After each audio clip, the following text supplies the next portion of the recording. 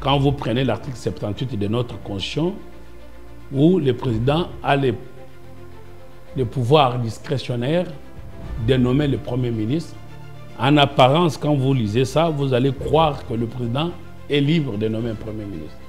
Mais en réalité, le président n'est pas libre de nommer le Premier ministre. Parce qu'il doit tenir compte de la majorité au sein de l'Assemblée. De sorte que s'il n'a pas tenu compte de la majorité au sein de l'Assemblée, le gouvernement ne pourra pas se mettre en place parce qu'il y aura la motion de censure ou tout simplement le gouvernement ne sera pas investi parce que vous savez que le gouvernement, avant d'entrer en fonction, va pour autant passer devant l'Assemblée pour être investi en faisant adopter son programme, n'est-ce pas, gouvernemental. Tout ça sont des pratiques constitutionnelles. C'est né, la pratique de passer devant l'Assemblée, c'est né en France, alors que ce n'était pas exigé par la loi. Le Premier ministre a voulu, pour se donner la légitimité, d'aller présenter son programme. Depuis, c'est devenu une pratique constitutionnelle. Ce n'est pas écrit. Et maintenant, est-ce que de manière exceptionnelle, pour des raisons de l'ordre politique, est-ce que le président peut participer à des réunions? La réponse est non. Et je suis heureux de voir que M. Tshisekedi, bon, les gens me disent que je lui jette beaucoup de fleurs, parce qu'il est dans le banc et nous devons l'accompagner. Et je suis heureux de ne pas voir les gens qui ont fait la queue, donc le fil indien, en train de s'incliner et de se courber devant lui, comme on le faisait à Kingakati. Et là, il n'y avait pas encore de critiques. Mais ici, sur 5-7 ans, qu'il soit avec les membres de son parti politique, pour une causerie ou pour une réunion privée, à quoi ça intéresse l'État? Quand on est président de la République, c'est l'article 69 de notre Constitution. On est père de la nation, symbole de la nation. On est président de tout le monde. C'est pour cela, quand on est président de la République, on cesse d'appartenir à un groupe. Pour être président de tout le monde, être au-dessus de la mêlée. Vous comprenez? Mais ici, il est dans un groupe. Est-ce qu'il a une fonction à l'Union sacrée? Non, non. Mais non, ici, l'Union sacrée, il n'y a pas les opposants, il n'y a pas la société civile ici. C'est des présidents d'un parti politique qui ont de la majorité, ils sont autour du chef. Ici, dans une réunion privée. Une réunion privée où ils coordonnent. Est-ce que dans il ne coordonne pratique... pas, ce n'est pas lui qui coordonne. Non, ici, regardez même la position, on a fait le journalisme. Non, coordonner c'est quoi? Toutes les communications, ici, ils coordonnent. En étant les coordonnateurs ici, en train de gérer. Non, les coordonnateurs, c'est pour ça Mbata. Ici. Non, ici, il a pris une place, eu égard, n'est-ce pas, au respect qu'on lui doit, parce qu'il est président, il arrive, on lui donne une place digne de son nom. Mais c'est lui l'initiateur. Il l'a dit quand j'ai créé l'Union sacrée. Donc, en créant l'Union sacrée, c'est lui l'initiateur, c'est lui l'auteur. Maintenant, il a placé une personne qui peut coordonner. Mais le créateur, c'est lui. Mais ici, il vient maintenant dans les sièges comme auteur, créateur et prend la place. Ici, j'ai l'impression que vous vous contredisez. Parce qu'ici, il est maintenant à la tête d'une structure. Chaque président français va à l'association des Juifs pour dîner avec eux. Est-ce que pour autant il est devenu juif alors que la France est un pays laïque comme le Congo? Voyez-vous? Donc, ça ne pose aucun problème aux Français de voir le président aller dîner. C'est une pratique. Chaque Français, chaque président élu de la France va aller au dîner des Juifs. Très bien. Il n'est pas devenu pour autant juif. Pour revenir au Congo, parce qu'on va me dire, toi, maître, tu viens nous amener l'histoire de la France. Pour revenir au Congo, et c'est des gens qui parlent comme ça, sont des kabylistes. Et les kabylistes, ainsi que les Rwandais qui veulent ternir l'image du chef. Est-ce qu'il y a une loi qui oblige les couples présidentiels de mettre cela à la place publique parce qu'il semblerait que les mariages feront en sorte que leur image aussi soit bien vue dans la société? Je vais dire ceci, pour répondre à votre question. Je ne sais pas où vous voulez vous en venir. Je ne connais pas les journalistes auxquels vous faites allusion. Il n'y a aucune loi qui oblige déjà un président de se marier. Aucune. Non. Okay. Un président n'est pas obligé d'être marié. Les internautes, vous pouvez engager les débats. Et donc, posez vos questions. Ça, c'est la première chose. Nous sommes un État laïque. Okay. C'est ça ce qu'il ne faut pas confondre. Quand on se dit journaliste, on ne vient pas parler des histoires qu'on a entendues dans les matongés ou qu'on sort. D'accord? Mais pour prendre une fonction publique, on peut être célibataire, marié, non marié, divorcé, c'est pas. Maintenant, votre question liée à que M. Tshisekedi doit dire qu'il est marié à la première dame, ça présente quelle importance? Le PRD, c'est un parti politique. Kabila a été chef de, comment on appelle ça, autorité morale. Pas des PPD, mais de toute la majorité dite présidentielle. Et les réunions de la majorité présidentielle ne devaient pas se tenir au PPRD. Ça se tenait à Kingakati. Et c'est là où se prenaient les décisions pour diriger ce pays. Maintenant, s'il demande des photos, on peut lui montrer où les gens sont en train de lécher les bottes de Kabila.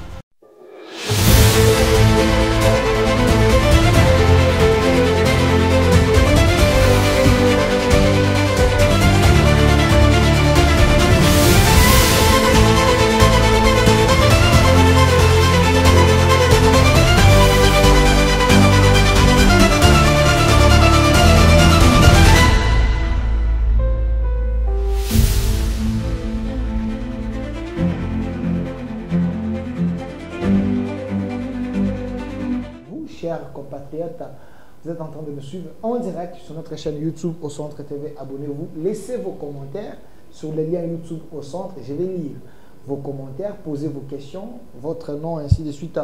On est en direct. Mais tout ce cas, la deuxième question, importante aussi, parce que l'opinion... Mon visage n'est pas important. J'ai dit la deuxième question. Oui. Elle est également importante. Vous êtes coordonnateur d'une structure État des droits en marche. Oui. Vous défendez les acquis de l'autorité et des Congolais. Une question directe. Est-ce qu'il y a l'incompatibilité entre la fonction liée au président de la République ou l'institution présidence de la République et que le président puisse être coordonnateur ou membre d'un fait privé? Est-ce qu'il y a l'incompatibilité? La dernière actualité, les chefs de l'État, Félix Tshisekedi, s'est déplacé pour aller dans les sièges de l'Union sacrée et coordonner cette structure. Les gens veulent savoir, est-ce qu'il a violé les lois de la République? La réponse est non. Non pas parce qu'on va dire que je défends M. Tshisekedi. Ben, je suis plus ami de la vérité que de mon ami. Autrement dit, je défends la loi. Quand on parle des incompatibilités, cela repose sur une loi qui interdit, n'est-ce pas? Quiconque se dit juriste, de tout bord qu'il soit, qu'il vienne devant vous et qu'il vienne m'indiquer quelle est la loi d'interdiction. Trouvez-moi la photo de l'Union sacrée, chef de l'État, au siège de l'Union sacrée, c'est mieux. Donc, il n'y a aucune loi qui indique une incompatibilité quelconque entre les statuts ou la fonction du président de la République avec son appartenance à sa famille politique. Je dis bien appartenance. Alors, quand on parle d'une... Alors, la question est, c'est ça ce qui est plus important. Quand je viens chez vous, vous m'invitez comme expert en droit, et c'est tout ce que je sais faire, et je fais ce que je sais faire, et j'éclaire mon opinion là-dessus, parce que ces questions-là que vous posez, nos étudiants, parfois, dans les gros livres du droit constitutionnel, parfois s'y perdent, mais en suivant, ils apprennent vite, parce que la question de parti politique et groupe de pression, et ayant été nourri au mamelles d'un grand professeur de droit constitutionnel au Congo, qui est le professeur Diello, parce que tous les Congolais d'une génération quelconque ont eu pour maître Diello. Voilà mon maître en droit constitutionnel. Après, il y a des disciples qui sont arrivés. Après le départ des Blancs, c'est Diallo. Ok. Bon, très bien. Et le professeur Diallo, évidemment, qui succède au vieux Liaou. Et donc, groupe de pression et parti politique, c'est le 5e chapitre en droit constitutionnel. Et la vraie question, quelle est la nature juridique d'un parti politique? C'est une association et on dit c'est un fait privé. Donc, ça n'a rien à voir des institutions. Et toute personne peut adhérer librement à une association. C'est la liberté d'association des partis politiques. Et nous en avons plus que les entreprises, malheureusement, aujourd'hui. C'est pour ça que je prône le changement de la Constitution pour qu'on réduise le nombre de partis politiques, et parce que ça devient vraiment là où les gens vont pouvoir se cacher pour espérer entrer en politique pour s'enrichir. Non, on ne vient pas en politique pour s'enrichir. Donc, comment on appelle ça? L'Union sacrée, c'est un regroupement de plusieurs partis politiques et associations, à la tête de laquelle, donc l'Union sacrée, cette structure, se trouve pas M. Félix Tshisekedi, mais se trouve le professeur André Mbata, le célèbre. Alors, qui est le secrétaire permanent de l'Union sacrée. Donc, M. Félix Tshisekedi n'occupe aucune fonction dans la structure Union sacrée. Première considération. Okay. Deuxième considération. M. Tshisekedi, par ses fonctions du président de la République, n'est pas à la tête de son parti UDPS, dont il est président, mais il a pu laisser l'intérim à M. Augustin Kabouya. Là-bas, il est autorité de référence. Voilà. Deuxième considération. Maintenant, la vraie question que vous posez n'est pas basée sur la loi. Parce qu'en droit constitutionnel, tout n'est pas loi. En droit constitutionnel, il y a aussi ce qu'on appelle les pratiques. Okay. En pratique, quand on devient président de la République, on prend distance de ses fonctions dans un groupe politique, dans un parti politique ou dans une association. Le tout, c'est pourquoi. Parce que quand on devient président de la République, on n'appartient plus à la famille quelconque, même voir sa famille biologique, on y est, mais on n'est plus lié à ça. Je vois beaucoup de gens qui préfèrent inutilement s'attaquer à la famille du chef de l'État et même de manière respectueuse en touchant même le parent, sans comprendre que pour distinguer la vie privée et la vie publique. Donc, M. Tshisekedi a bel et bien respecté tout ça.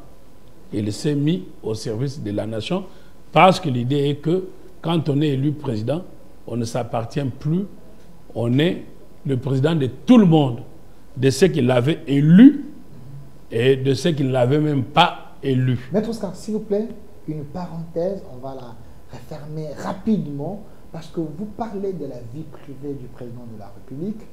Je prends, il y a un journaliste qui est très proche du M23 et des Nanga qui a lancé un débat sur la toile.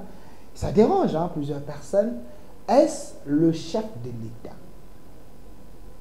Il est contraint par les lois de la République de prendre les photos de son mariage et les mettre à la place publique parce que il est mari d'une femme, il est également mari de la première dame. Est-ce que c'est obligatoire sur le plan de la loi?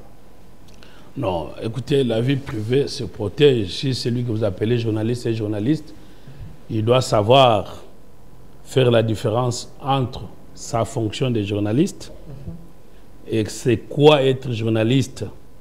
Cela soulève la question que Moukebaï honorable avait soulevée ici sur la question de la dépénalisation de délits de presse.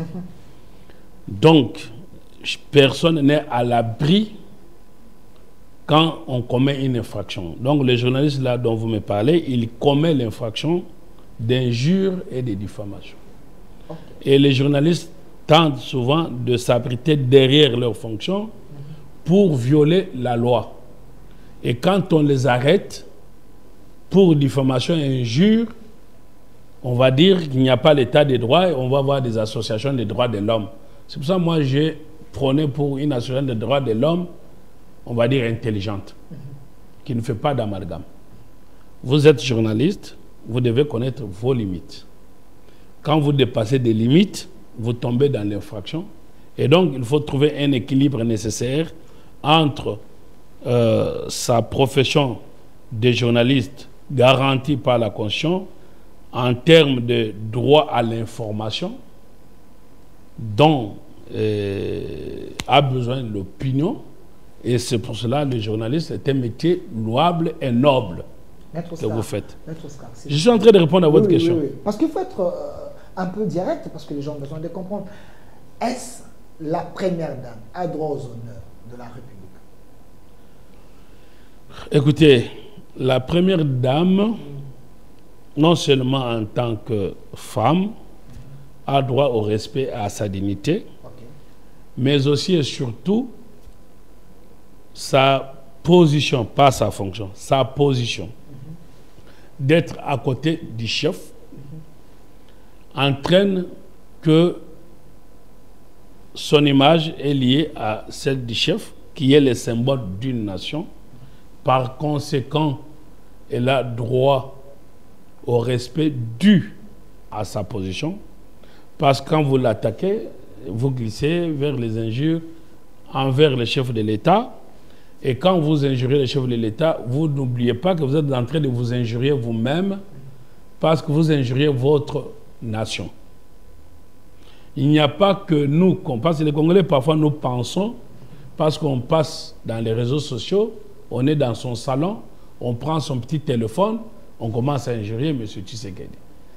C'est bien, ça satisfait peut-être son émotion, mais on oublie que cette image salit le Congo et non pas Tshisekedi. Parce que c'est une image que l'on voit par le monde entier, à travers d'autres pays, et on dit voilà comment les Congolais se comportent. Vous voyez qu'en pensant injurier Tshisekedi, vous injuriez tous les Congolais.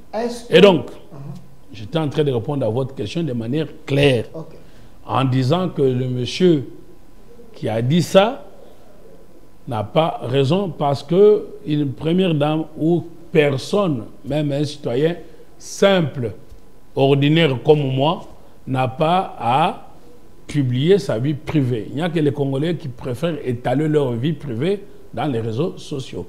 Et donc, il n'y a pas une loi qui oblige un chef de l'État et la première dame de prendre ces photos de mariage, les mettre à la place publique pour protéger leur image, parce que je ne vais même pas citer les noms du journaliste parce que c'est un journaliste impoli, mais parce que l'opinion a besoin peut-être de savoir sur le plan des droits, est-ce qu'il y a une loi qui oblige les couples présidentiels de mettre cela à la place publique, parce qu'il semblerait que les mariages feront en sorte que leur image aussi soit bien vue dans la société? Je vais dire ceci. Pour répondre à votre question. Je ne sais pas où vous voulez vous en venir. Je ne connais pas les journalistes auxquels vous faites allusion. Vous aurez peut-être bien fait de me dire de quel journaliste vous parlez, et je ne sais pas s'il est journaliste. Je peux avoir la photo de... Vous voulez que je les cite? Moi, je ne sais pas, parce qu'il y a des gens qui se disent journalistes sans lettres. Bon. Ou bien il y a des gens... Parce qu'un journaliste est caractérisé par... Je parle de Pero Luara. Est-ce que je peux avoir la photo de Pero Luara? Bon, voilà. Vous me citez celui-là. Un journaliste est caractérisé par l'éthique. Donc, moi, je réponds très rapidement. Il n'y a aucune loi qui oblige déjà un président de se marier. Aucune loi? Non. Un président n'est pas obligé d'être marié. Les internautes, vous pouvez engager les débats. Et donc, posez vos questions. Ça, c'est la première chose. Nous sommes un État laïque. C'est ça ce qu'il ne faut pas confondre. Quand on se dit journaliste, On ne vient pas parler des histoires qu'on a entendues dans les matongés ou qu'on sort. D'accord? Ou quand on a bu son verre, ou quand on veut se faire le buzz, comme vous dites, on commence à parler des histoires. C'est là que je suis en train de vous dire, de dire qu'un journaliste, il apporte l'information. C'est quoi l'information? Moi, je ne suis pas journaliste. Mais du point de vue pénal, moi, je suis juriste. Et la loi punit la diffamation. Et un journaliste, s'il y a une infraction qu'il cajole ou qui le hante, les risques qu'il court, c'est de tomber facilement dans diffamation. Okay. La frontière entre le métier de journaliste et l'injure et la diffamation est trop ténue. Okay. Ça veut dire qu'elle est fragile. Et donc, vous êtes obligé à une discipline permanente pour apporter l'information. Et c'est quoi l'information? En droit, il y a une jurisprudence, et c'est pour ça que j'avais conseillé au ministre Mouyaya, au lieu de chercher de passer par une loi, mais que l'on passe par un jugement, donc ce que l'on appelle la voie de prétoire, donc du tribunal. Quand un journaliste est acquitté, il y en a eu qui ont été acquittés. Il y a l'honorable Eliezer, nous nous sommes battus quand Goï Kassange avait fait le fou du roi pour faire arrêter un journaliste qui n'avait fait que son boulot, au moins celui-là. M. Eliezer, je me suis battu pour ça. J'étais encore en Europe pour ceux qui veulent dire qu'est-ce que je fais ici. Quand j'étais en Europe, ils ne me demandaient pas ce que je faisais. Alors, je viens dans mon pays, maintenant, qu'est-ce que vous faites? De quel droit vous pouvez me demander ce que je fais dans mon pays? Voilà, je suis libre. Alors, donc, en ce moment-là, le juge aurait pu dire ceci, qu'il n'y a pas eu diffamation parce que le journaliste a apporté une information utile et nécessaire. Voilà les critères d'une information. Une information doit être caractérisée par les caractères d'utilité, par le caractère de nécessité, et voilà, je me limite à ces deux caractères. Maintenant, quand vous avez un monsieur, soi-disant sous couvert de son boulot de journaliste, vous dit Tshisekedi et ceci, Tshisekedi et cela, dans tout manque d'éducation élémentaire pour toute personne, s'attaque et injurie, diffame. Et en disant cela, que Tshisekedi X, Y, tous les noms d'oiseaux qu'il veut, en quoi cela est utile à l'opinion? Zéro. En quoi cela est nécessaire? Zéro. À partir de là, vous êtes dans la diffamation. Donc, je demande au ministre Mouyaya, je vais lui faire une fiche pour considérer que le juge ne peut pas condamner un journaliste à partir du moment de ce qu'il a dit est nécessaire, utile et présente un intérêt public.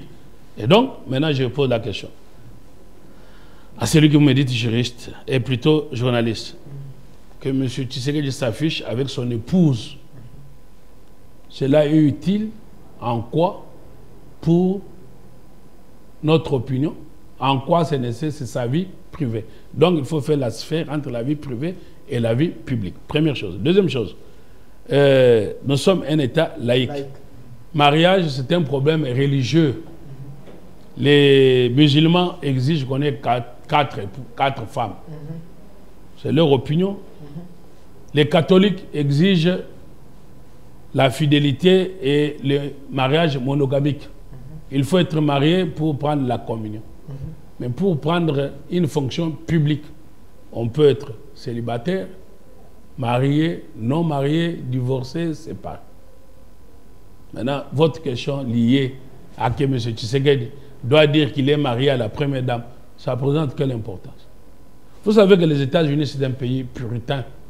Ça voudrait dire un pays où on demande d'être pur du point de vue religion. Mais vous avez vu le président, pas le moins de Bill Clinton, impliqué avec son assistante dans une histoire de mœurs.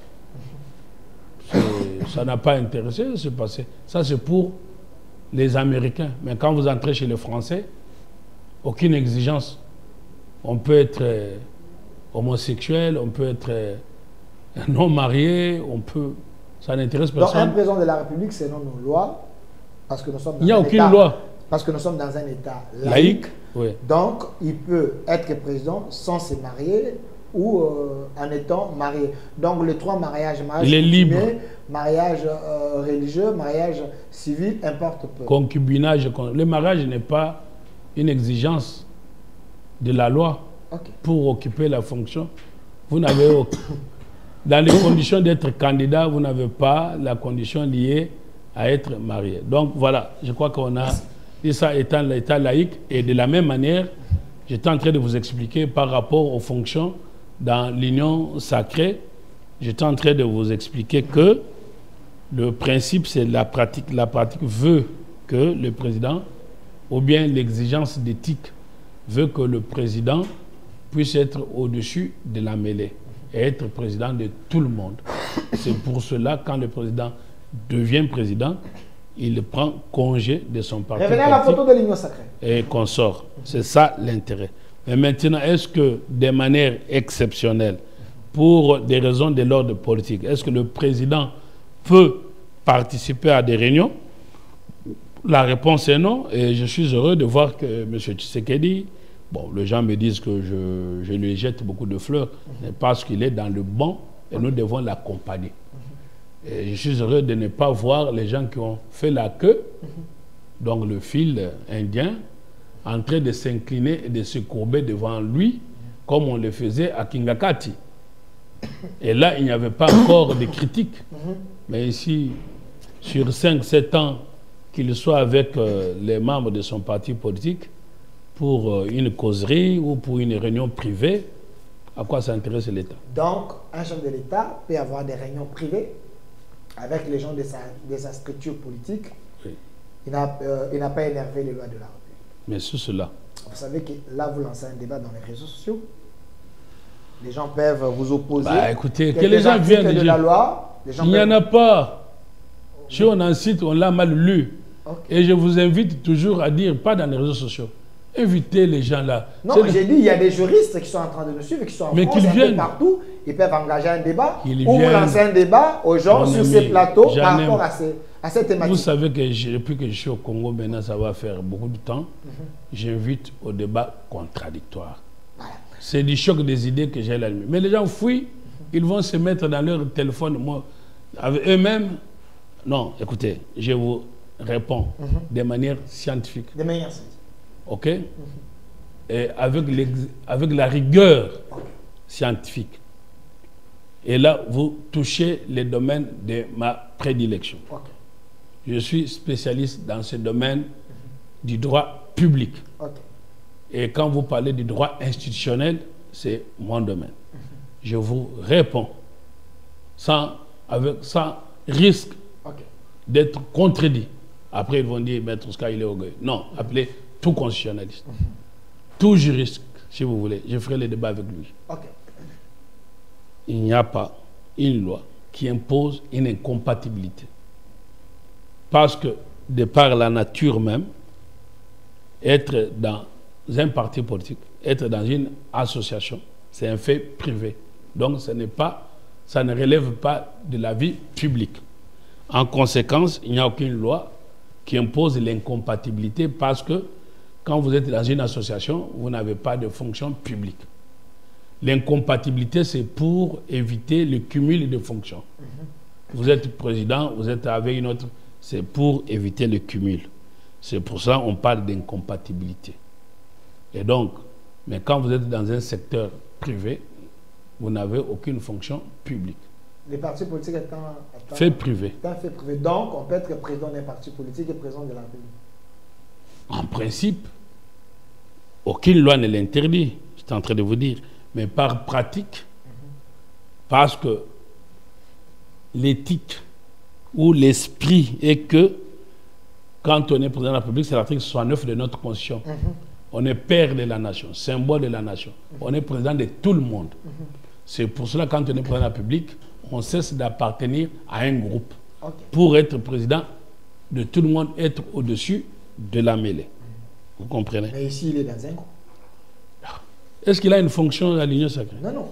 S'il vous plaît. Vous dites, quand on est président de la République, on cesse d'être président d'un parti politique pour être au-dessus de la mêlée. Non, pas pour être président de tout le monde. De tout le monde. Maintenant, oui. Ici, oui. l'Union sacrée, il n'y a pas les opposants, il n'y a pas la société civile ici. C'est des présidents d'un parti politique qui ont de la majorité, ils sont autour du chef. Oui. Ici, dans une réunion privée. Une réunion privée oui. où ils coordonnent. Est-ce que dans il ne coordonne pratique, pas, ce n'est pas lui qui coordonne. Ici, regardez même la position, on a fait le journalisme. Non, coordonner, c'est quoi? Tout est communication. Ici, ils coordonnent. En étant les coordonnateurs ici, en train de gérer la non, les coordonnateurs, c'est le professeur Mbata. Non, ici... Non, ici, il a pris une place, eu égard, n'est-ce pas, au respect qu'on lui doit, parce qu'il est président, il arrive, on lui donne une place digne de son nom. Mais c'est lui l'initiateur. Il l'a dit quand j'ai créé l'Union sacrée. Ouais. Donc, en créant l'Union sacrée, c'est lui l'initiateur, c'est lui l'auteur. Ouais. Maintenant, il a placé une personne qui peut coordonner. Mais le créateur, c'est lui. Mais ici, il vient maintenant dans les sièges comme auteur, créateur et prend la place. Ici, j'ai l'impression que vous vous contredisez. Parce que ici, il est maintenant à la tête d'une structure.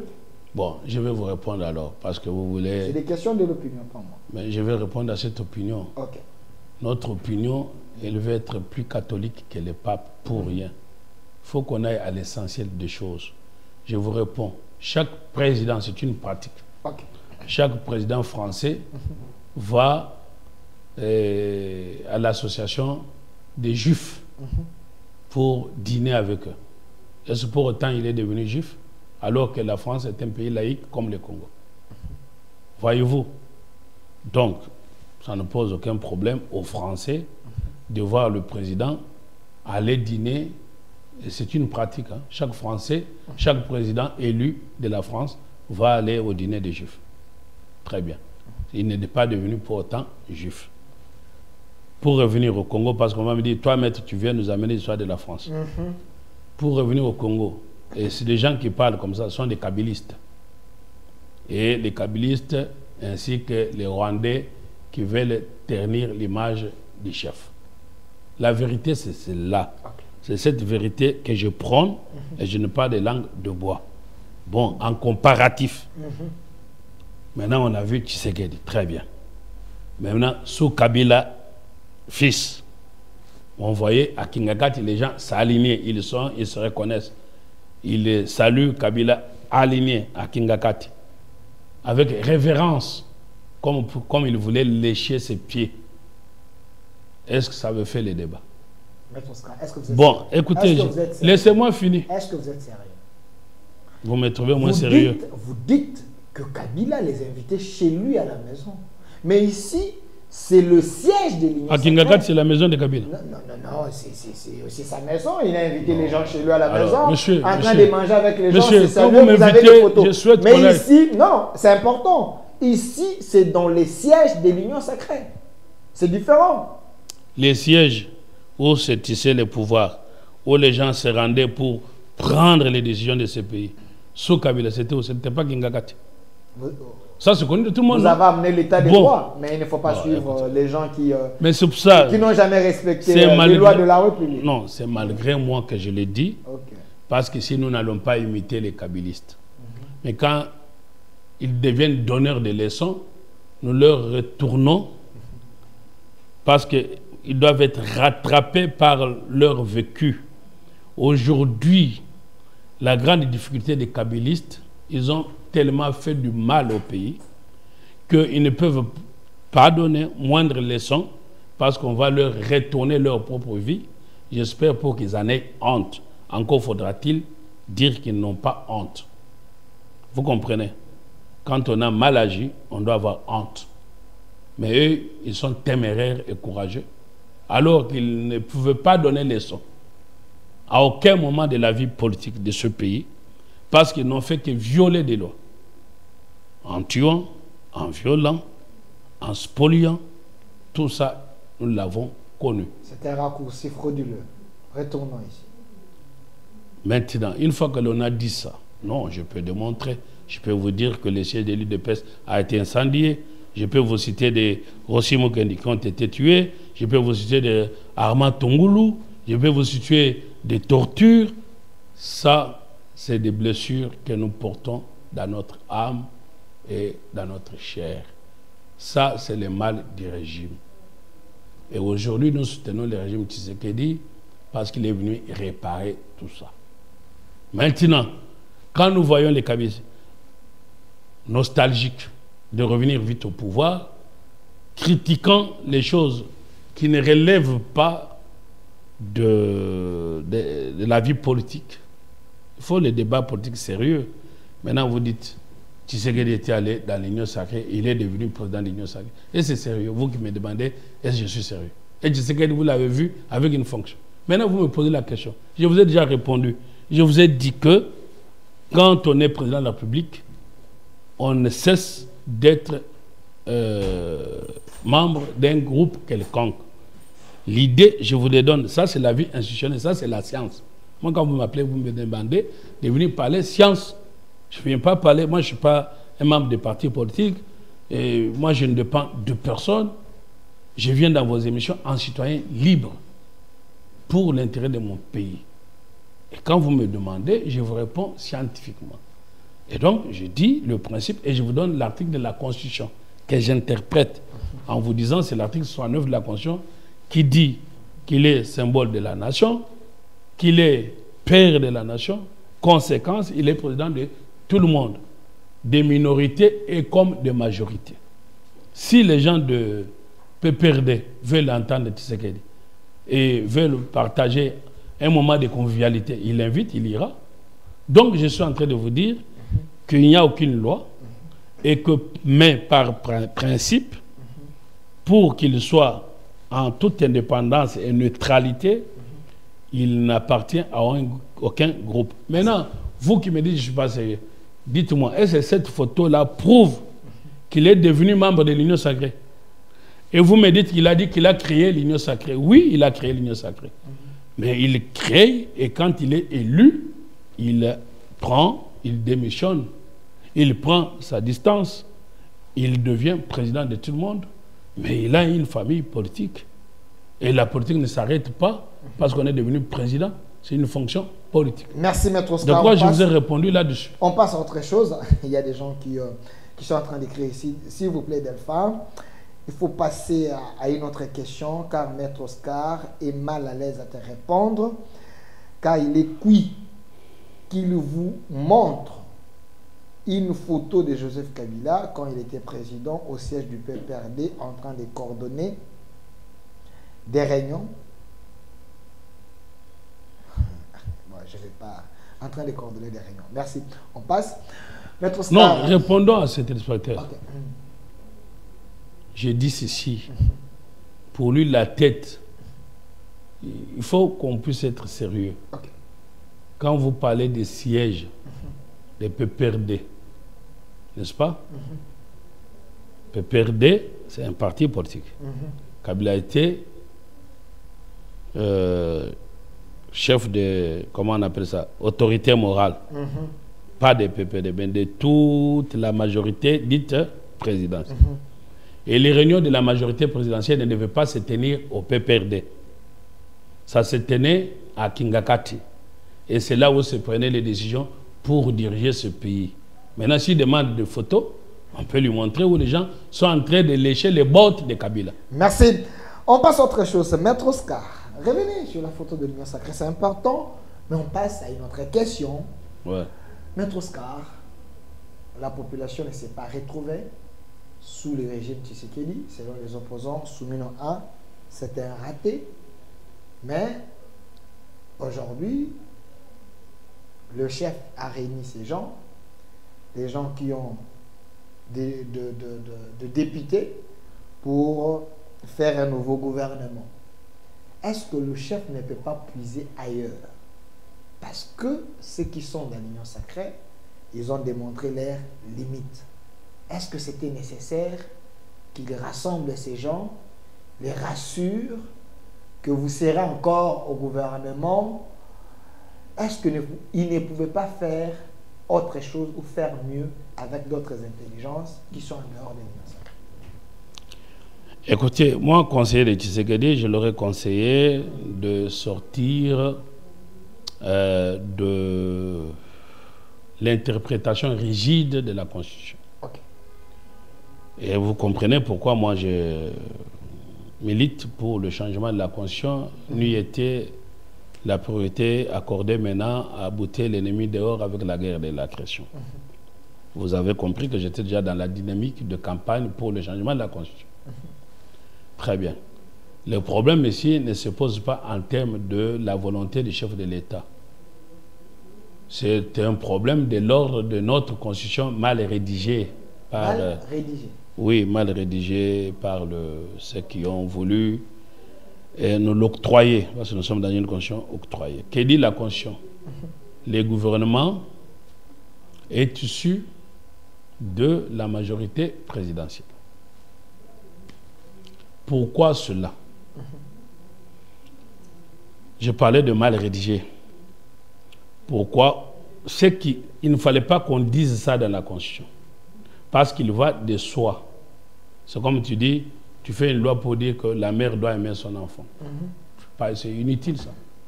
Parce que l'on sait que naturellement la mère doit aimer son enfant.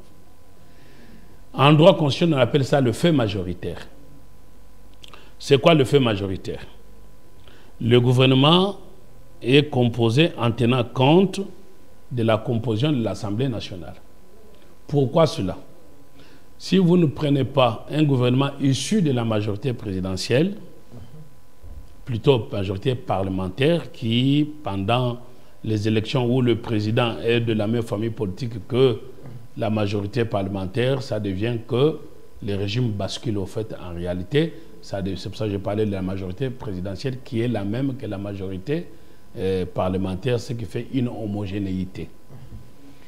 Donc, dans la Constitution, il n'était pas indiqué qu'on mette ces textes-là en disant que le président doit être issu de la... Plutôt, le gouvernement doit être issu de la majorité. Parce qu'il y va de soi en tenant compte de ce que l'on appelle fait majoritaire, qui, quand vous prenez l'article 78 de notre Constitution, où le président a le pouvoir discrétionnaire de nommer le Premier ministre, en apparence, quand vous lisez ça, vous allez croire que le président est libre de nommer un Premier ministre. Mais en réalité, le président n'est pas libre de nommer le Premier ministre. Parce qu'il doit tenir compte de la majorité au sein de l'Assemblée. De sorte que s'il n'a pas tenu compte de la majorité au sein de l'Assemblée, le gouvernement ne pourra pas se mettre en place parce qu'il y aura la motion de censure ou tout simplement le gouvernement ne sera pas investi parce que vous savez que le gouvernement, avant d'entrer en fonction, va passer devant l'Assemblée pour être investi en faisant adopter son programme, n'est-ce pas, gouvernemental. Tout ça sont des pratiques constitutionnelles. C'est né, la pratique de passer devant l'Assemblée, c'est né en France, alors que ce n'était pas exigé par la loi. Le Premier ministre a voulu, pour se donner la légitimité, d'aller présenter son programme. Depuis, c'est devenu une pratique constitutionnelle. Ce n'est pas écrit. Et donc, chez nous, on a voulu écrire. En voulant écrire, ça pose le problème de respect de la Constitution parce que si le président nommé sans tenir compte de la majorité, on va lui opposer l'article qui le dit, je crois entre 90 et 91, qui doit lui exiger de pouvoir dire que le Premier ministre doit être issu de la majorité. C'est dit, c'est écrit. Première chose. Deuxième chose, on va encore plus loin. On va constitutionnaliser le tribalisme. On va dire qu'en composant le gouvernement, on doit tenir compte de l'espace linguistique. Qu'est-ce que ça veut dire? Si ce n'est que le tribalisme institutionnel. Voilà, ça c'est l'erreur de la Constitution. Dans notre Constitution, consacre le tribalisme constitutionnel. Oui. Ça c'est fort, ça. Oui, mais je vous l'ai dit. Il y a des génies qui ont conçu cette Constitution. Vous avez plusieurs professeurs, les autres sont en Europe, les autres sont ici. Quand vous dites ça, donc, vous risquez de les énerver. C'est pour ça que je prends les risques. C'est pour ça que vous voyez qu'on m'injurie. On commence même à passer au mensonge. On vous critique. Non, on m'injurie. Quand on dit qu'il n'a jamais été avocat alors que je le suis et que j'en ai souffert pour devenir à ce niveau-là. Vous savez, pour devenir avocat, il faut se réveiller à 5 h du matin en Europe. À 5 h du matin pendant l'hiver, il fait trop froid, mon cher ami. Donc, le chef de l'État, il est prisonnier de la Constitution et prisonnier de ces gens qui sont dans l'Union sacrée, qui ont de la majorité. Ce n'est pas pour rien que les gens veulent aller à la députation, voire en vendant même leur maison. C'est pour un jour se retrouver dans le gouvernement. Alors, si nous voulons sortir de tout ça, admettez que le président aille au-delà de la Constitution et qu'il devienne un petit dictateur. Là, il va violer la Constitution. Ben, il faut à un moment donné prendre le choix juste pour son pays. Vous vous contredisez là. Vous êtes à la tête d'une structure État des droits en marche, mais vous demandez au chef de l'État de violer la Constitution. Donc, vous voulez une chose et son contraire. Bon, si vous analysez comme ça, c'est une analyse aussi facile. Non, État des droits en marche, ce qui veut dire, aussi longtemps qu'on n'a pas encore changé la Constitution, respectons ce qui existe. On vous a dit l'État des droits en marche, ça voudrait dire pour vous, les droits seraient respectés des textes illégaux. Ça va vous surprendre. Est-ce que vous savez qu'il y a l'État qui viole les droits? Vous dites.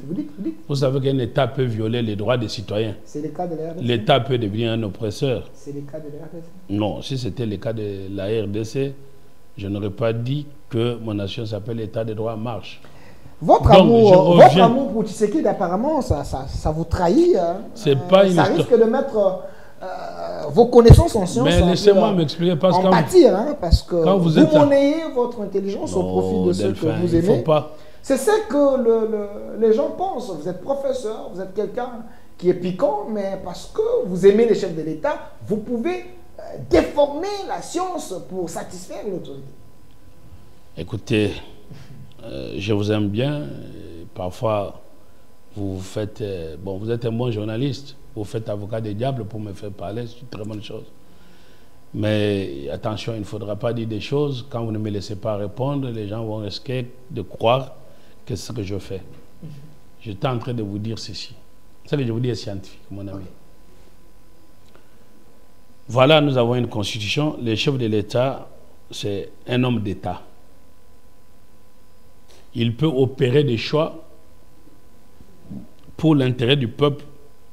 Et quand l'intérêt du peuple est menacé par une loi, l'intérêt du peuple devient supérieur. Nous ne sommes pas dans le juridisme, nous sommes dans la politique.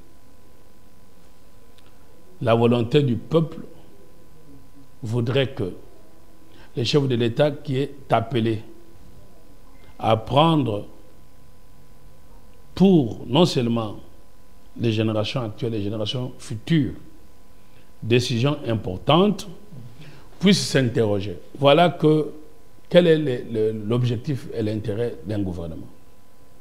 C'est pour le bien-être du peuple. N'est-ce pas?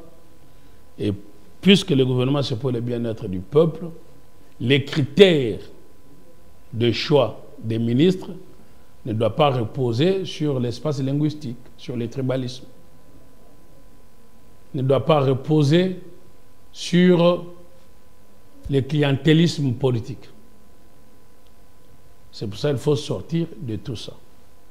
Qui dit la Constitution. La Constitution consacre. Ce n'est pas moi qui l'ai dit. Parce que vous dites maintenant parce que vous aimez Tshisekedi. Ce n'est pas un problème d'amour de Tshisekedi. C'est un problème d'amour du peuple. Si ce n'est pas rapport à l'amour de Tshisekedi, vous m'aurez aussi vu là-bas, non? Vous croyez que je suis moins compétent pour que j'aille m'inscrire à l'Union sacrée? Si j'ai besoin de poste ministériel. Je vais vous dire que Maître Oscar, je parle pour l'intérêt de mon peuple. Et c'est dans l'intérêt du peuple que Maître Oscar, j'ai initié le débat de changement de la Constitution. Maintenant, quand j'en parlais hier, je ne t'ai pas compris, c'est normal.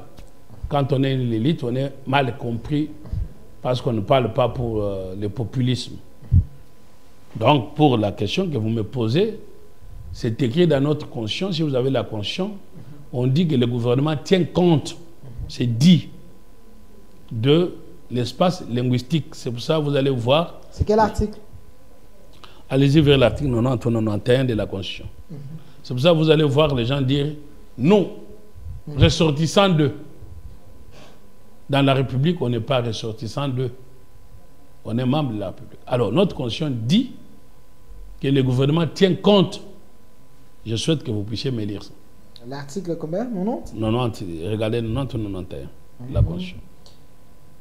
Chers Congolais, vous pouvez également lire chez vous à la maison. Donc, à partir du moment que le président de la République est tenu pour composer le problème, non pas sur les critères de mérite, mais... 91 ou 90? Lisez 90 ou 90 entre les deux. 90. Le gouvernement est composé du Premier ministre. Oui. Du Premier ministre, Premier ministre, des ministres, des vice-ministres et consorts. Et les cas échéants des vice-premiers ministres, des ministres d'État. Je crois, allez-y vers l'article 91, c'est là. 91. Le gouvernement définit en concertation avec le président de la République la politique de la nation et en assume la responsabilité. Le gouvernement conduit la politique de la nation, la défense, la sécurité. On saute un peu sur tout ça. Je crois qu'il y a là où on dit sur le gouvernement comprend l'article 90. Et puis on vous donne les critères pour composer le gouvernement, non? Je suis... À l'article 90 dit quoi? Lisez tout l'article. 91, je suis en train de continuer. Les gouvernements disposent de l'administration publique, de forces armées et la police nationale et des services de sécurité. Le gouvernement est responsable devant l'Assemblée nationale dans les conditions prévues aux articles. Une ordonnance délibérée en Conseil des ministres fixe tout ça, ça c'est pas important. Je suis à 90. Non, oui, allez-y. 90, le Premier ministre assure les... Non, c'est pas là, c'est pas là. Voilà. À 90 là-bas, il y a les critères, non? Le gouvernement 90 est composé de... Et puis on vous donne... 90, je réponds. 90, le gouvernement est composé du Premier ministre. Ok, ça on passe. Voilà. Après, des vice-ministres éventuellement. 2. Il est dirigé par le Premier ministre, chef du gouvernement. En cas d'empêchement, son intérim est assuré par le membre du gouvernement qui a la préséance. La composition du gouvernement tient compte... Voilà, c'est ça, je vous parlais de compte de la représentativité nationale. Oui. Continuez. Représentativité nationale, les programmes... Voilà, attendez. Avant d'entrer... Non, ce n'est pas. Voilà, c'est ça. Tient compte de la représentativité nationale. Avant d'entrer... Qu'est-ce que ça veut dire représentativité nationale? Ça veut dire quoi, représentativité nationale? À moi de poser des questions ici. Bah, très bien. Ça veut dire qu'on doit tenir compte que les membres de telle province, les membres de telle autre province... La géopolitique. Ce que vous appelez la géopolitique. Alors, si on doit tenir compte de la géopolitique, ok, ça voudrait dire que le président doit savoir est-ce qu'il y a les Baswahili dedans, est-ce qu'il y a les Baluba dedans. Il y a les Bakongo, il y a les... C'est ce que j'appelle consacration du tribalisme. Remonter encore, plus loin. L'article 78. L'article 78. Voilà, 78, on est là. Les présidents de la République nomment le Premier ministre au sein de la majorité parlementaire. Très bien, on s'arrête là. Nomme le Premier au sein de la majorité parlementaire. Bon, maintenant, s'il veut prendre Delphin, parce que nous sommes pendant les temps de guerre, et que Delphin se trouve être un Premier ministre qui a l'aura, qui a l'intelligence, il peut mettre fin à la guerre. Mais malheureusement, il ne se retrouve pas dans la majorité présidentielle. On ne les nomme pas. On ne les nomme pas. Parce que la Constitution ne l'oblige pas. Il y a quand même les gens qui ont créé des structures, majorité extra-parlementaire. Mon ami, est-ce qu'on peut nommer, on peut faire un gouvernement de technocrates pour sauver le peuple? Et parce que les technocrates, ils ne sont pas politiciens, ils vont travailler pour le bien-être du peuple. Mais vous n'allez pas utiliser les gangstérismes contre la Constitution pour charcuter. Mais c'est ce que j'étais en train de vous dire. Cette Constitution, il faut d'abord rester dans... Est-ce qu'on se comprend avec vous? Ne m'induisez pas en erreur. Alors, si on ne se comprend pas avec vous, l'opinion ne va pas nous suivre. Non, non, moi je reste... J'aime bien que vous jouez l'avocat des diables. J'étais en train de vous démontrer que notre Constitution était mal écrite. Parce que tout ce que vous lisez là, on n'allait pas le dire. Si ça n'a pas été dit, le président allait avoir la liberté de nommer le gouvernement des technocrates pendant ce temps. Et comme ce n'est pas dit dans la Constitution, on n'allait pas lui dire qu'il a violé la Constitution. C'est pour ça, ailleurs, on ne dit pas ça. Là, on a copié. Ah, ok. En le disant, on a commis une erreur de rédaction constitutionnelle. Oh, on a commis une erreur de rédaction constitutionnelle. Parce qu'on ne doit pas les dire, c'est superfétatoire. Vous injurez les intelligences congolaises. Oh là là. Monsieur, je ne peux pas ouvrir la bouche et vous commencez à dire que j'injurie personne. Les intelligences. Je vous demande, quelle intelligence? Quand on a fait des bêtises... Le professeur Kabamba, je peux vous citer. Est-ce que vous les voyez? Non, les gens qui ont rédigé cette monsieur. Sois sérieux à tout. Je suis très sérieux. Bon, ben écoutez, ne me poussez pas, vous commencez à vous dire, soyez sérieux comme vous me l'avez dit, je retire cela parce que c'est... Non, je vous cite les noms des professeurs monsieur, ne me qui ont conçu cette constitution. Mais vous parlez plus que moi-même, votre invité. Continuez. Vous voulez imiter un mauvais style. Continuez. Non, je vous dis, je vous recadre. Non, vous ne me recadrez pas, continuez. Non, n'imitez pas les styles où on parle plus que son invité. C'est un mauvais style journalistique. Vous attaquez les intelligences congolaises. Donc, je dis ceci. Il n'y a aucune intelligence quand on fait une erreur grave, scientifique. Maintenant, les noms que vous me citez et que vous appelez intelligence congolaise, ils le sont parce qu'ils sont venus vous mentir et qu'ils ont amassé l'argent en rédigeant les histoires qui sont chiffons. Ça, c'est fort, ça. Ben, je vous suis en train de le démontrer. Et puis, vous me citez maintenant un professeur. Kabamba? Moi, je ne parle pas de lui. Mais à tous les moments, on le voyait à un moment donné, beaucoup plus. Sauf maintenant, on ne le voit plus depuis la création de notre pays. Et celui que vous me citez n'est pas juriste. Vous dites? Professeur Kabamba n'est pas juriste. Oh, mais il a rédigé la Constitution. Non, mais c'est ça l'erreur du pays. Il tape là-bas, professeur Kabamba n'est pas lui-même laissé. Mais monsieur, vous êtes là pour commencer à me poser le pas de gens taper là-bas à Kogel. Kabamba n'est pas juriste. Il lui-même laissé. Demandez-lui. Comment il s'est retrouvé en train de rédiger? Ben oui, parce qu'au Congo, parce que nous sommes au Congo. Au Congo, on trouve des choses qu'on ne peut pas voir ailleurs. On trouve les coordonnées qui rédigent la Constitution. Mais la Constitution ne peut pas se mettre rédigée aussi par les constitutions. Non, parce qu'il y a des faits. Non, ça c'est... Des faits qui sont importants. Écoutez... Les sociologues, tout le monde peut apporter. Mais quand vous dites ça, laissez-moi vous répondre. Continuez. Tout le monde peut penser et donner les idées pour qu'on rédige la Constitution. Mais la rédaction en elle-même devient technique. Ça, c'est l'œuvre des juristes. Et il y a même une discipline qu'on appelle la légistique, qu'il n'y a pas chez nous. Parce que quand vous prenez une loi, vous devez veiller que ces lois ne se contredisent pas. OK? Donc, quand vous êtes à l'Assemblée nationale, vous avez des maçons, des mécaniciens, des cordonniers. Encore faudra-t-il, je ne suis pas en train de dire que c'est des faux métiers. Parce qu'il n'y a pas de faux métiers, il n'y a que des sortes de gens. Moi, je défends les petits métiers. Très bien. C'est pour ça que je souhaite qu'on trouve une statut juridique des motards, les Wewa qui nous transportent. Quelle est leur nature juridique? Ah, les gens sont contrôlés? Non, ils ne sont pas incontrôlés. Ils apportent un service public de transport. Très bien. Et vous savez que nous avons... on n'en parle pas assez aujourd'hui, même en Zambie, on a inspiré des pays voisins où il y a maintenant les motos, les motards. Il n'y en avait pas. Donc, il faut seulement canaliser cela, encadré par des lois, pour évidemment sortir des abus. Maître Oscar, vous voulez rendre le chef de l'État, vous voulez qu'il soit un petit dictateur.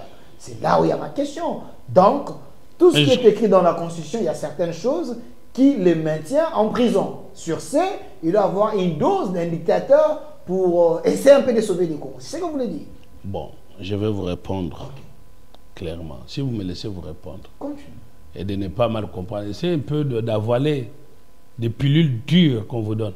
Si Galilée avait suivi que c'était le soleil qui tournait autour de la terre, ce qui était admis par les églises, comme maintenant nous avons les églises qui croient que leur voix va faire que là on a tué les gens, vous avez les prélats qui n'en parlent pas. Ils vont dire vérité de réconciliation. Vous allez réconcilier sur terre rwandaise qui? C'est la dernière question, videz d'abord cette question. Bon, maintenant, je suis en train de vous dire, parce que j'embrasse tout et je condense et je résume pour gagner le temps. Je suis en train de vous dire ceci. Voilà la preuve d'une constitution mal rédigée qui nous rattrape. D'accord? 1. Nul ne peut arriver au pouvoir par les armes. C'est la Constitution qui le dit.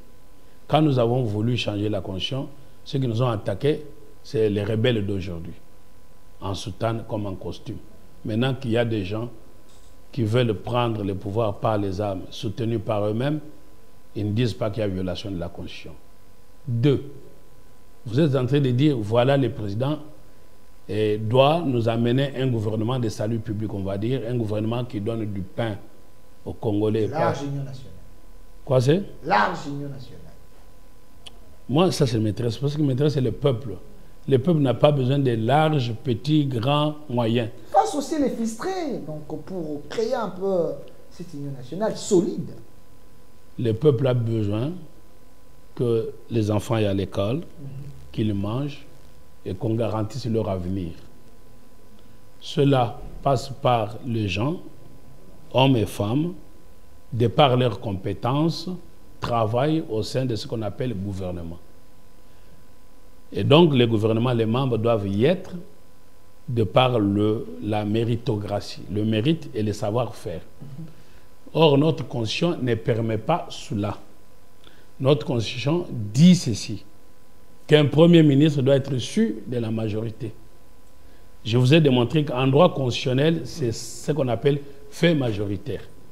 Je ne reviens plus sur ce que je vous avais dit. Mais cela n'est pas écrit. Parce que quand vous écrivez, vous ne devenez plus souple pour sortir des textes. Et nous avons écrit, et nous avons eu des textes liant les chefs de l'État. À partir de là, ces textes-là sont mauvais. Maintenant, les textes qui sont mauvais lient les chefs. On dit on doit prendre les Baluba. On doit prendre... Nous avons 52 tribus au Congo.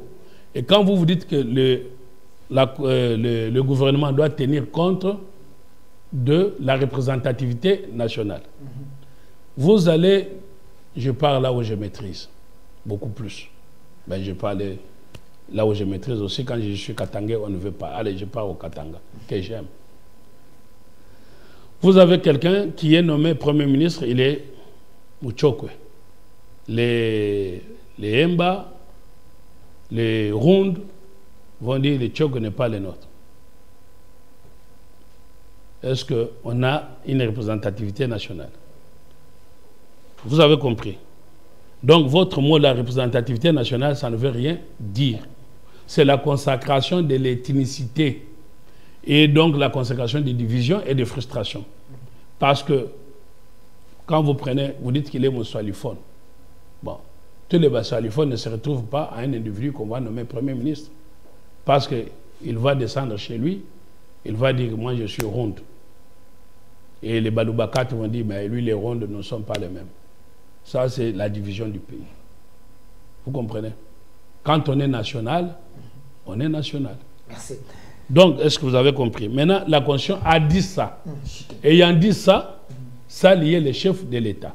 Maintenant, nous avons le choix à faire. Ça, je m'adresse à notre peuple. Okay. Est-ce que notre chef de l'État va-t-il être lié à des lois mauvaises ou va-t-il faire opérer un choix? Allez, même si il arrivait à aller au-delà de ces textes. Et encore faudra-t-il dire, et j'ai fini par là, quand vous prenez la Constitution, si les chefs de l'État nomment Delphin aujourd'hui, j'aime bien qu'on vous nomme, hein? Vous voyez que je fais votre promo. Je le souhaite. Très bien. Est-ce que vous êtes d'un parti politique? Est-ce qu'on peut vous nommer ministre de la communication? Selon la Constitution, non. Ok. Et alors, si pendant ce temps-là, c'est vous qui est l'homme qu'il faut, à la place qu'il faut, pour... Je n'ai rien contre Mouya, il a fait bien son métier. Mais il est peut-être fatigué aussi. Ça va faire beaucoup de temps qu'il parle des choses. Maintenant, il ne faut pas qu'il devienne aussi comme Mende, qui a pris beaucoup de temps en communication. Bon, si on prend un jeune comme vous, pour donner un souffle nouveau, et que pendant ces temps de guerre, on a besoin de vous, on ne peut pas. Et donc, le pays va perdre. Maintenant, qu'est-ce que le chef de l'État fait? Il prend Delphin, qui ne répond pas aux critères constitutionnels, mais qui peut sauver le pays. Qu'est-ce qu'il fait? Il le prend ou il le laisse? Chez les Romains, on a pris un paysan qu'il fallait qu'il sauve Rome. Il a sauvé Rome. Au moins, lui, après avoir sauvé Rome, il est retourné à élaborer ses champs. Redimus ad Boris, il est retourné à élever les champs. Vous voyez un technocrate qu'on a pris et qui a sauvé le pays. Merci. Mais maintenant, notre constitution interdit qu'on trouve les technocrates pour sauver le pays parce que on doit dire il est de quelle langue, il est des représentativités nationales. Merci, Maître Oscar.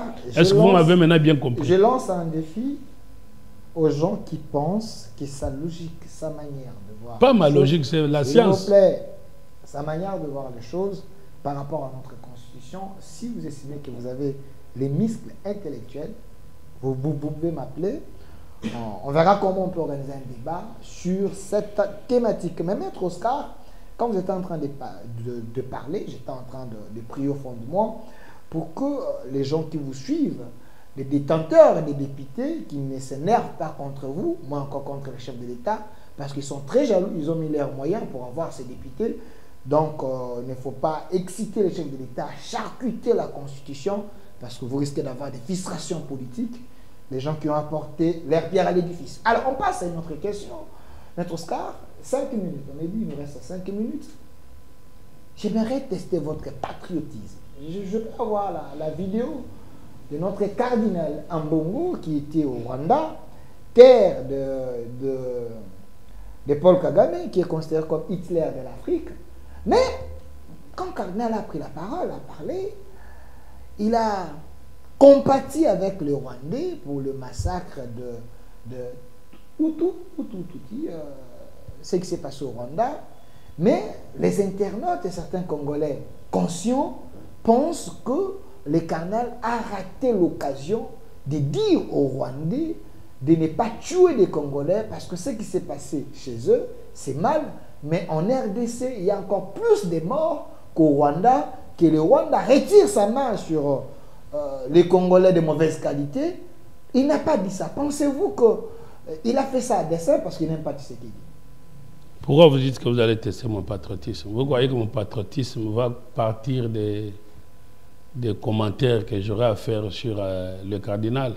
Je crois que ça, en tant que vrai patriote, je combats les rebelles en soutane, en costume et consorts. Ça n'a pas commencé avec maintenant. Maintenant, je peux vous répondre sur 2 volets. Je vous réponds d'abord sur le volet, parce que vous parlez de prélats. Je vous réponds d'abord sur le volet biblique. Ok. Et puis je vous répondrai sur le volet patriotique, parce que vous avez voulu mon opinion comme un patriote. Sur le volet biblique, quand les rois violaient, tuaient, tenaient les enfants d'Israël en esclaves, agisme ou en esclaves, Dieu envoyait les prophètes d'aller dire aux rois. Et les rois étaient les rois tout-puissants, qui pouvaient vous jeter comme proie au lion. Et les prophètes avaient le courage d'affronter le roi pour lui dire, le roi, arrête ton mal. C'est cette occasion que notre prophète vivant, cardinal, a manqué de dire au roi méchant, Kagame autour de lui dire, ô roi, arrête de tuer les Congolais, ô roi, suis la loi de Dieu, arrête de faire violer les femmes qui acclament là-bas, qui sont, parce que vous savez, les rebelles violent même les religieuses. Hein. C'est vrai ça? Ah bon, vous n'avez jamais suivi cela. Bon, demandez à... Peut-être un bon, on ne sait pas. Demandez à notre prix Nobel. Voilà. Donc, il a manqué ce courage. Or, un prophète, un prélat, doit avoir le courage. Il a manqué ce courage. Non, c'est encouragé. Il dit des choses à Tshisekedi d'ici. Hein? Je crois avoir répondu. Okay. Et à vous de juger. Moi, je dis ce qui relève de mon opinion. Okay. Et nos compatriotes, s'il y en a un seul, qui a entendu dans les discours de notre prophète et prélat vivant, moi, j'ai suivi, resuivi, tourné. Si c'était une disque, ça serait enrayé. Je n'ai pas entendu un seul mot de la bouche de notre prophète dire au roi Kagame, dictateur, qui n'a pas la bonne gouvernance, tout ce qu'il critique sur le Congo, il était face à celui qui ne fait même pas un dixième. Je ne l'ai pas entendu critiquer. S'il y a un Congolais qui vient ici en débat avec moi, j'ai dit il a manqué l'occasion comme un envoyé de Dieu. Et à partir de là, son discours dans notre pays doit devenir inaudible et nous devons le condamner au silence à jamais.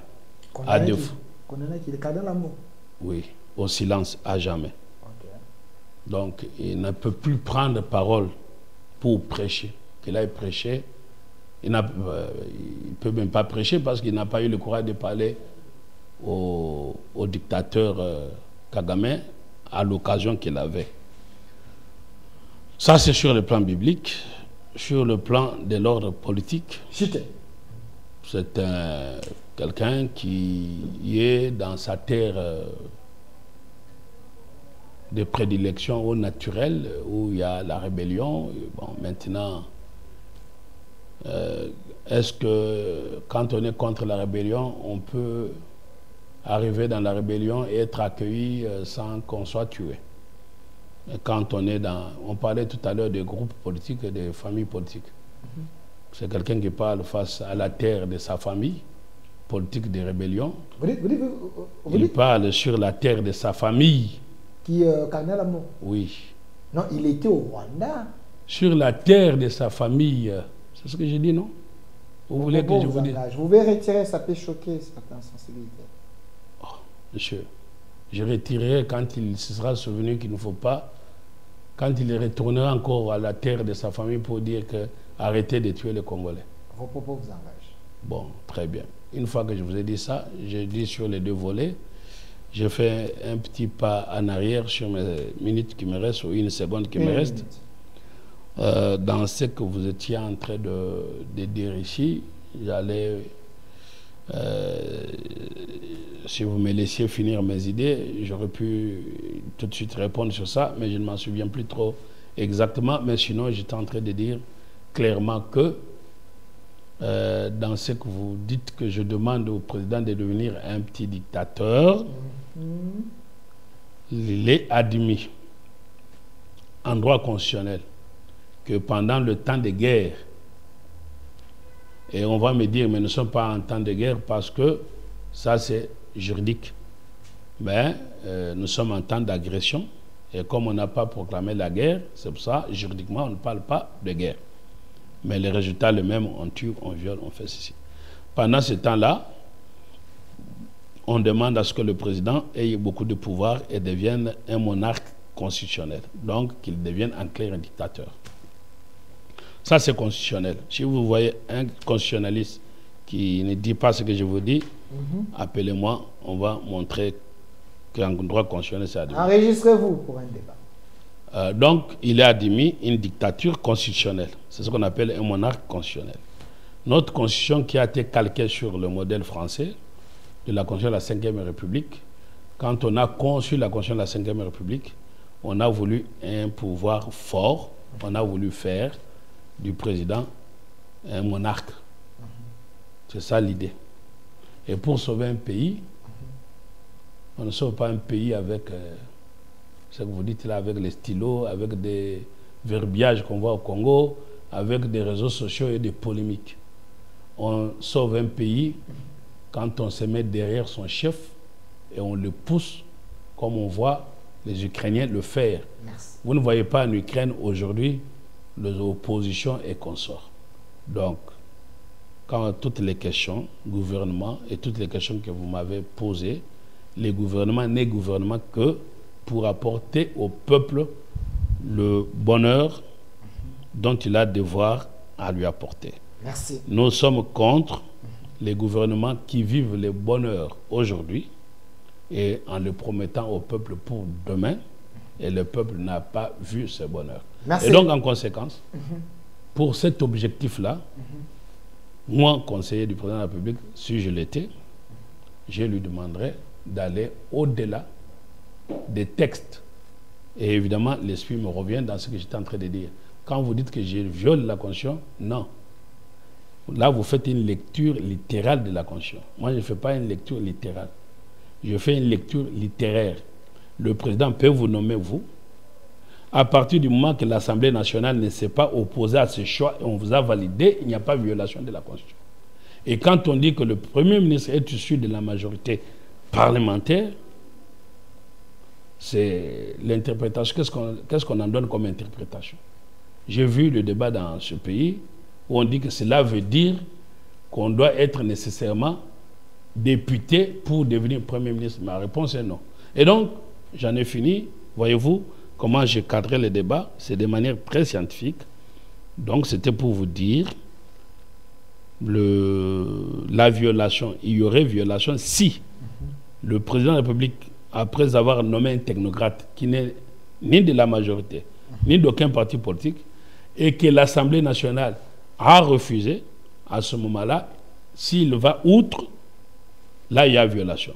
Mais s'il vous nomme que vous n'êtes pas de la majorité, que vous n'êtes pas de l'espace culturel et qu'on sort tout ce que la Constitution dit là, et que l'Assemblée nationale adopte, il n'y a pas de violation. Merci. Parce que le but, c'est de craindre que si le président ne fait pas les choix en respectant la majorité présidentielle, que le Parlement puisse faire tomber le gouvernement qui n'est pas issu de son sein.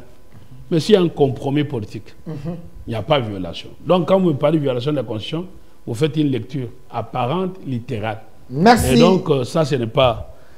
C'est beaucoup plus inconstitutionnaliste. Merci. Et donc je lance ce défi-là à quiconque. J'estime que le président, s'il me suit, qu'il aille outre les textes, et je crois, et je fais confiance au professeur Mbata, de conseiller au président d'aller au-delà des textes dans leur lecture apparente pour prendre cette fois-ci un gouvernement trop resserré, des technocrates, afin que finalement, comme Gonz le disait, que l'impio tombe dans les assiettes de nos enfants ainsi que les poulets. Merci, Maître Oscar. Je sens que vous avez un amour très musclé pour le chef de l'État et pour l'Union sacrée. Merci d'avoir répondu à notre invitation. Pourquoi vous aimez dire les choses comme ça? Je vous promets que je vais faire parvenir vos dires au professeur Mbata, si possible au chef de l'État et son entourage, afin qu'il se dédouane un peu de ceux qui l'entourent, de ceux qui pensent l'emprisonner, selon l'esprit de la Constitution. Merci à vous. Pas selon l'esprit, selon la lettre de la Constitution. Selon la lettre. Parce que les chefs nous le conseillent de suivre l'esprit. La Constitution n'est pas seulement la lettre, il y a aussi l'esprit lié à cette Constitution. Mais ce que je suis en train de dire. Alors, je ne vais pas vous opposer avec ceux qui ont rédigé vos aînés scientifiques, mais quand même merci, Maître Oscar Moubiaye, d'avoir répondu à notre invitation. Avec vous, on a répondu à la question de votre